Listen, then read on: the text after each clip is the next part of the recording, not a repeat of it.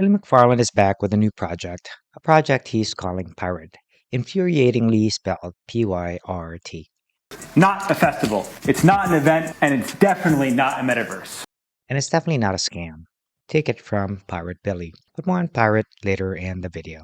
Now, if you don't remember who Billy McFarland is, let me remind you. This is the guy whose idea of groundbreaking out-of-the-box marketing was to video a bunch of bikini models on a beach and post it on Instagram. I guess that's never been done before. He also paid top influencers hundreds of thousands of dollars a pop to post on their feeds. How does he come up with these ideas? He did this to promote the experiential version of Snake Oil, a wholly imaginary music festival called Fyre. If you've seen my previous video on fellow conman George Santos and how he constructed an imaginary bio, that of a gay, biracial, Jewish, wealthy business owner, corporate executive, athlete, white supremacist, preppy MBA, which made him a golden conservative unicorn to unwitting voters, well, you might guess where this is going. In a similar vein, McFarland imagined and hawked a FOMO on steroids party comprising elements that snap-locked like Tetris pieces onto all of the perceived gaps and hollows in a typical millennial's life.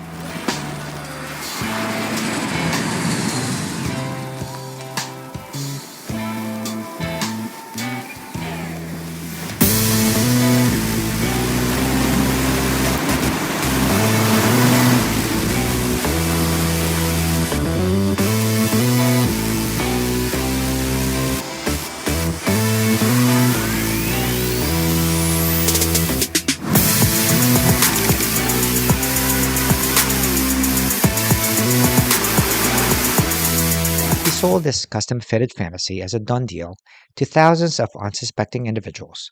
They, investors and ticket buyers, were scammed into handing their money to a raging narcissist, one who still seems to believe his own myth, that he is some kind of manifest composite of tech genius Steve Jobs and marketing trailblazer David Ogilvy. My first combination of technology and marketing happened in second grade. I was put next to a girl who I had a crush on, and her crayon broke. I said, if you give me $1, I'll fix your crayon. The school bought very basic internet-connected typewriters, and I realized that this is the best way to market my crayon business. So I figured out the school's administrator password, and I started messing with them. I changed the password and locked all the teachers out. So every time the Office Smart was turned on, it would say, for your broken crayons, basically come and find me. Fire would have been every millennial's dream, but none of what was promised ever materialized in real life. Nothing from the luxurious accommodations to the celebrity chef-prepared meals, down to the very location of the festival itself. Everything was misrepresented or downright fabricated through artists' renderings, bait-and-switch photography, and narrative fiction. And what I realized was that they had rented an area north of Sandals Resort and then effectively photoshopped out the bottom portion of the map to make it look like they were on a deserted island. One of the things that really struck out to me was that they were erecting these dome tents that were pitched as luxury villas that I realized were leftover hurricane tents from Hurricane Matthew. McFarland was either too lazy or incompetent to actually pull off this fantasy, or he made a conscious calculation that his investors and customers would be too stupid to see the contrast between what was promised and what was delivered. The money McFarland collected, though, now that was real. Unsurprisingly, the event was a global joke that spawned countless memes.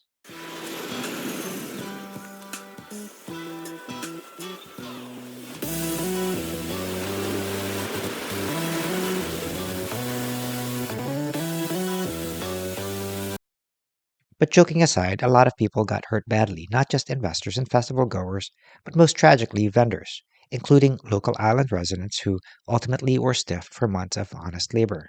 And then Billy's like, they was like, bring more workers, we need more workers. And then it was starting to get too much for me to handle. They had every living soul on the island of Exuma who could lift a towel working. My gosh, there had to have been probably at some point like 200 people. I had to feed all the staff. Basically, that was taking on the whole fire operation under my wings. McFarland will spew any one of a number of excuses depending on the audience of why Fire turned out the way it did.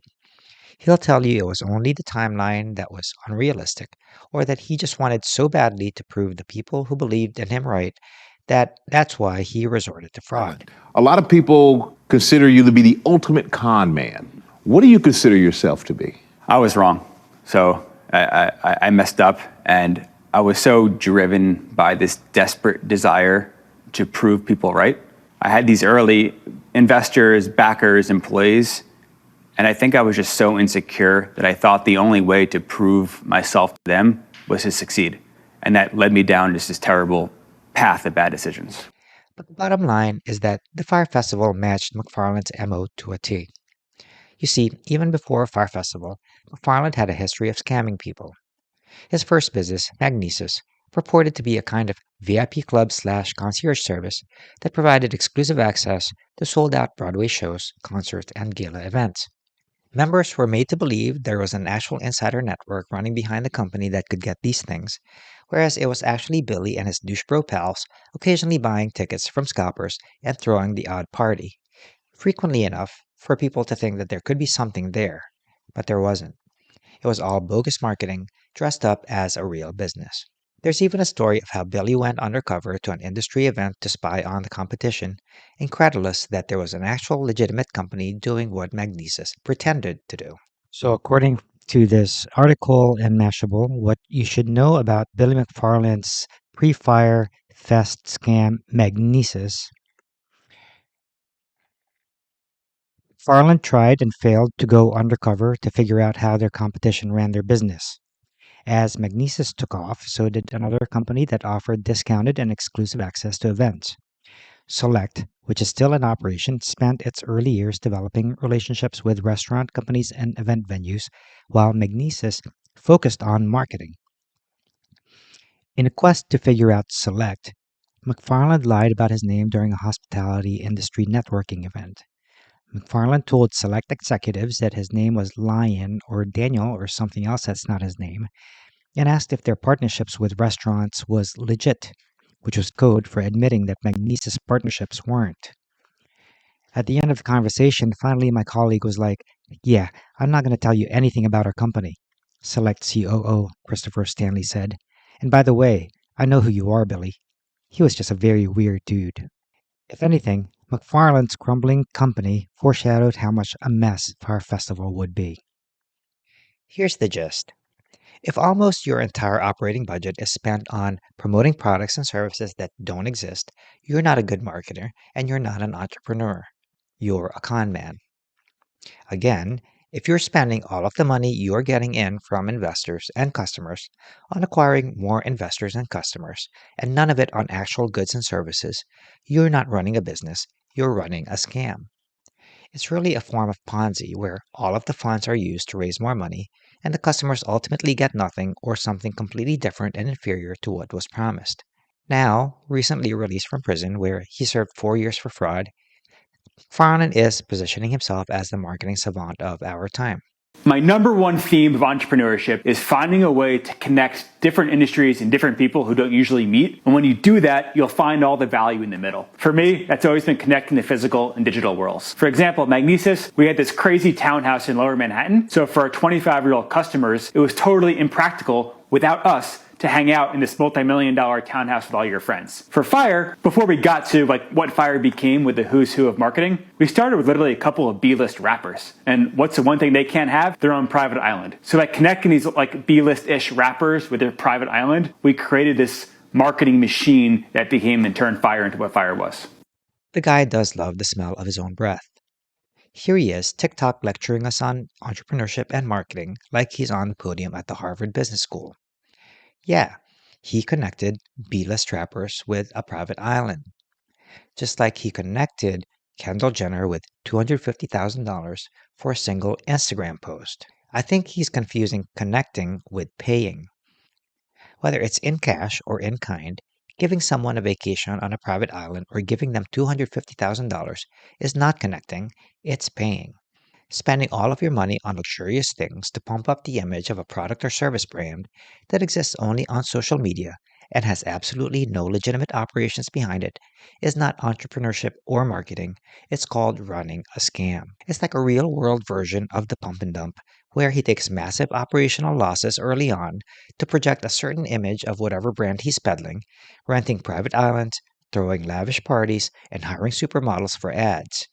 He then takes as much money as possible from investors and customers, and then ghosts them when it's time to come up with the actual promised goods and returns. He did this with all three of his ventures, Magnesis, Fyre, and NYC VIP Access. Now, some viewers will say that I'm being too harsh. People will say that he has served his time, he's apologized, and that everyone deserves a second chance.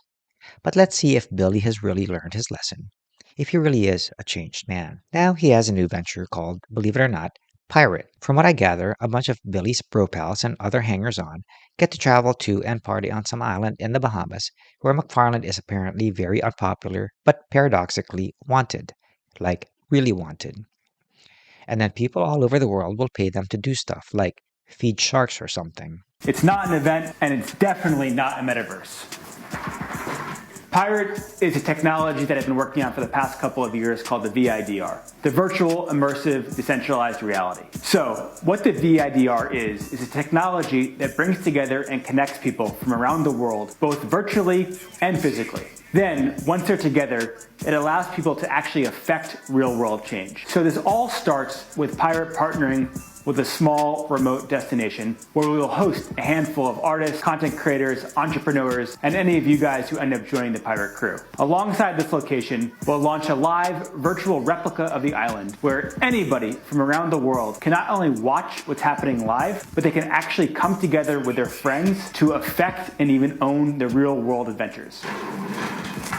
This virtual map is a small preview of one of my favorite islands in the Exumas. But PYRT is not just about the Bahamas. We're open and actively seeking other partnerships. So, Caribbean nations and any other adventurous location around the world, hit me up. As you guys all probably know, we're starting everything off with a global treasure hunt where we're bringing together people on a small and manageable scale. I ask you guys to please follow PYRT.VIDR to see the technology that I've actually built and to join our PYRT crew. Apologize to my landlord. Sounds sick, bro. McFarland says this will be even bigger than Fyre. You know, the scam that sent him to prison for 4 years and saddled him with $25 million in debt. This will be even bigger than that. He says that he has been working on it for the past 2 years. He also claims that the technology is ready. To see the technology that I've actually built. How did he build it? When? I have so many questions. From what I gather, even QuickBooks was beyond the grasp of his abilities. In comparison, Mark Zuckerberg spent $36 billion on his version of the metaverse and came up with this. Was McFarland able to build something better in solitary confinement? Par for the course, McFarland is apparently already taking some poor suckers to the cleaners with PYRT just as he did with Fyre. According to an article in the Daily Beast, another looming character in McFarland's attempted resurgence is John Taylor, a Florida-based financier who spent 3.5 years in prison after he was convicted on one count of something bad in 2016. Prosecutors alleged that Taylor was a client who knowingly solicited a girl for the purpose of engaging in something bad, according to court documents. Taylor and McFarland grew closer while in prison in New York, according to Vincer and another person with knowledge of the situation who declined to speak on the record, citing separate legal issues. They say McFarland somehow convinced Taylor to give him about $700,000, which was partly used to fund PYRT. Bratcher says Taylor is the one who introduced him to McFarland. The three appeared to be working together just fine until sometime in the fall when McFarland abruptly cut Taylor out of PYRT, and just like he did with Bratcher, directed him to speak with his attorneys about the hundreds of thousands of dollars he'd invested in the startup, according to Vincer and another source close to the situation. I'm not sure how much sympathy I have for this guy who wants his money back. I mean, Billy had a track record of scamming people. That's pretty much all he's ever done, with Magnesis, and then Fyre, and then NYC VIP Access, which I won't even get into here, except to say that it was a scam Billy pulled while out on bail, awaiting trial for his Fyre scam. Now McFarland is apparently ghosting this investor, who's looking to get his hundreds of thousands of dollars back. My opinion? Anyone who still gives McFarland money for one of his schemes deserves their fate. Hold on to your cash until you perform your due diligence. McFarland needs to pay back the people he previously scammed to the tune of some $25 million. So might all of his post-prison activity be adding up to one big Ponzi scheme, where money from the newly scammed is used to pay those who were scammed before? I'm not saying Billy McFarland doesn't deserve a second chance. Everyone does. Do I personally think he's carrying himself in such a way that inspires confidence that he's changed his stripes and is committed to doing things the right way? To that, I'll have to say no. I guess only time will tell whether or not he uses his undeniable talents to continue being a parasite upon the truly productive people of the world, or to finally live up to his potential and make an honest living. Thank you so much for watching. I'll see you in the next video.